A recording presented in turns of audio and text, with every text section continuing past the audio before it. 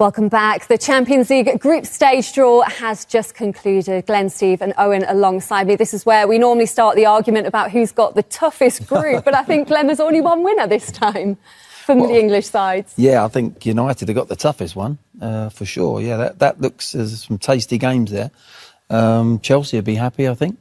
Going into the little bit the unknown. I don't think they've played any of that opposition, but that's still going to be tough. But Chelsea will be delighted with that draw. So it's PSG, Leipzig and a trip to Turkey, Istanbul, Başakşehir for Manchester United. They obviously haven't had the reinforcements that the fans wanted in this transfer window yet. What do you think their chances are in that group? It'll be difficult, of course it will be. If they don't bring any new players in the next couple of days, I think it will be difficult from what we've seen already this year by Manchester United. They've been to PSG before, of course, famously a couple of years ago when effectively Ole Gunnar Solskjaer secured his job, really, didn't he, with that victory.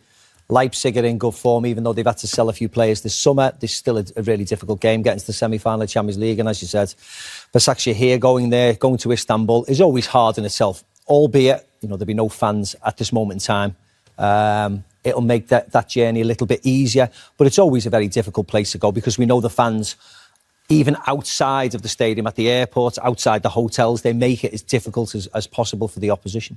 Yeah, as Steve said, though, Owen, happy memories from playing PSG the last time they were in the group stage. That will give them a bit of hope, do you think?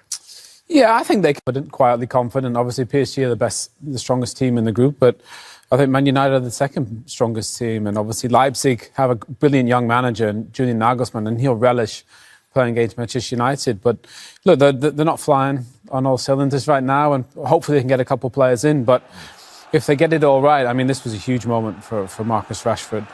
The composure to take this penalty was controversial handball decision, shall we say? We've seen a few of those, haven't we?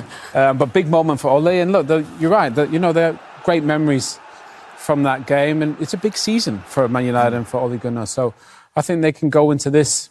It's not ideal, the group that they got, but hopefully they can go into it, get a couple of players in, like Maka said, and finish, if not first, finish second. Do you think looking at that group now could incentivise them to really try to get busy in what's left of the transfer window? I think they've been trying, Lindsay. There's no doubt about it. And I think Ollie would hope that they get over the line with a couple of signings.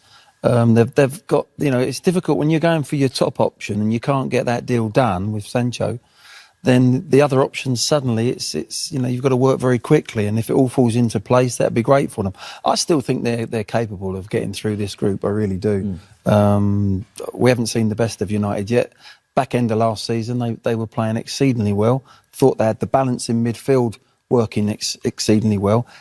They've got to get back to that, and they're capable of doing that. If they do that, they'll qualify. Is there not much pressure on them, do you think, in the Champions League this season? Not too much as expected? No, I mean, normally there's always pressure on Manchester United, of course. But this year, I think it is a little bit like Chelsea in a way, a work in progress. They can't expect too much.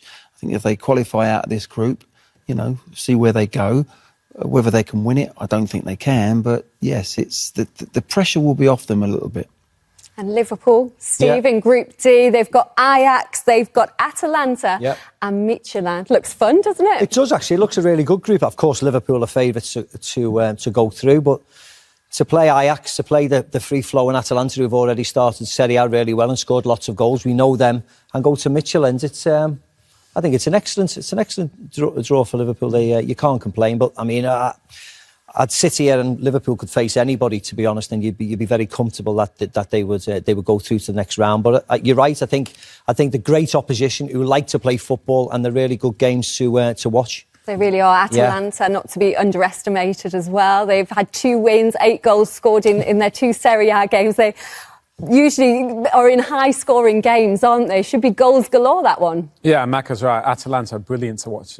I mean, I'm sure most people have seen them play, but they love to attack. They score a ton of goals in the last 2 or 3 years in Serie A. Have been the highest score, even ahead of Juventus. So that will be a fabulous game. And Ajax, they always love to play football as well. So Liverpool, I think that obviously they'll dominate that group. Yeah. But there'll be great games to watch.